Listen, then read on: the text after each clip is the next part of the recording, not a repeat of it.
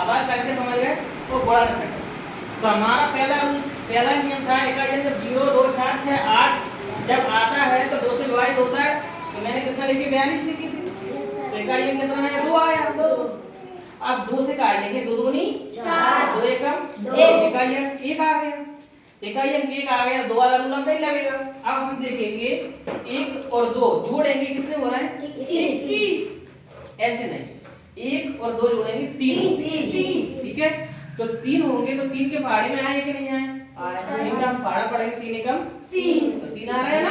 तो किस कटेगा 3 से कटेगा 3 से काट देंगे 30 7 है 21। अब मुझे बताओ 7 क्या है 7 एक अवयव संख्या है।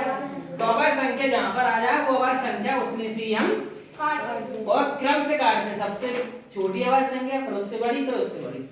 जी हमारा दो क्रम समझ में आ गया। अब हम आगे देखते हैं जी कितना लिखा हुआ है 50 इकाई अंक कितना है 0। तो इसमें कौन कौन से रूल्स काम करेंगे। इसमें एक रूल से काम करेगा इकाई अंक 0 हो तो 2 से कटेगा। एक रूल से करेगा इकाई अंक 0 हो और 5 हो तो 5 से विभाजित होगा। तो सबसे छोटा अवयव संख्या कौन सी होती है 2 होती है। तो पहले हम 2 वाला रूल करेंगे 2 का फड़ा पढ़ने 5 से आगे ना जाएगा। एक गुणनखंड सीख रहा है जिसको गुणनखंड नहीं आता वो बोर्ड पर देख ले मिथुन इधर देखना है बोर्ड पे।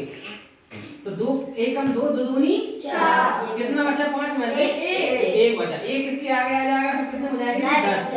2 का फड़ा 10 से आगे ना जाए तो 5 10 इकाई अंक कितना आया 5 आ गया।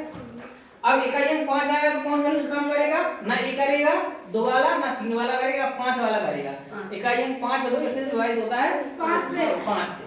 तो 5 से काटेंगे। अब 5 से देखो पदम 25। अब 5 क्या है अवयव संख्या है कि नहीं है। तो सबसे जो अवयव संख्या है उससे काट देंगे।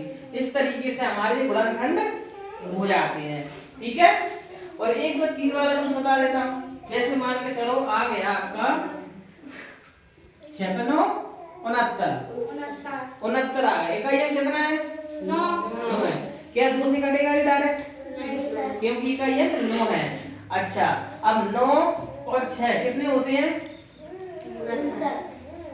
69 तो होते हैं लेकिन 9 से जोड़ेंगे तो कितने होंगे 15 होंगे। 15 3 के पहाड़े में आते हैं तो 3 से कटेगा नहीं कटेगा 3 का पहाड़ा 6 से आएगा 3 दूनी 6 और 3 तिरका 9।